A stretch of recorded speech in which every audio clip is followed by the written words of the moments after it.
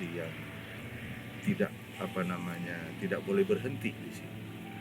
Di Situbondo ini tahun 80-an 90-an produksi pertanian kita gabah bisa 10 belasan ton. Hari ini 4-5 ton, bahkan ada yang 3 ton. Jauh ya, Kiai. Sudah jauh. Nah, inilah perlunya generasi yang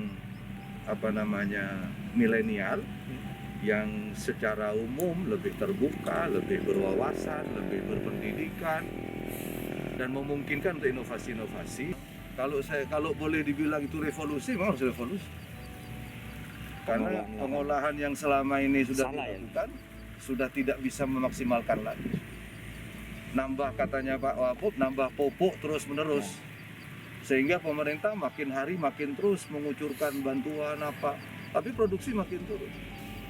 Semakin dibuka banyak subsidi, semakin produksi kita turun.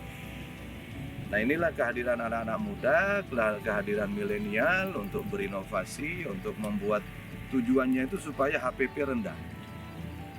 Sehingga beras itu walaupun dijual murah kepada konsumen, karena memang HPP-nya rendah, petani tetap untung banyak. Opsi lain, opsi lain, lagi-lagi ini juga karena dorongan keagamaan. Jadi pikiran kita sorghum ini semula adalah pakan. Kita tidak berpikir macam-macam. Kan kita wajib memberi makan kepada ternak. Berdosa kita kalau tidak ngasih makan. Ada ceritanya seorang perempuan masuk neraka, itu gara-gara tidak ngasih makan kucing. Nah, kalau ini terus-terusan seperti itu, kita lagi-lagi masuk neraka semua nanti.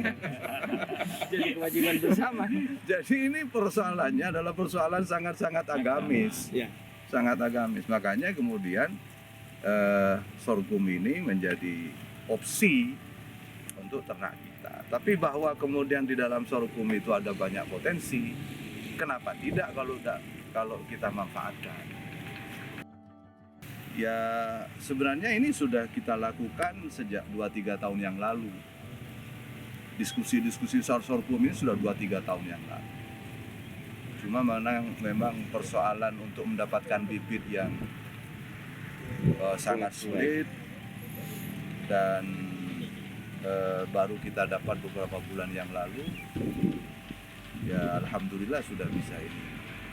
Syukur sekali kehadiran kaum milenial bertani ini, ada harapan baru di sektor pertanian.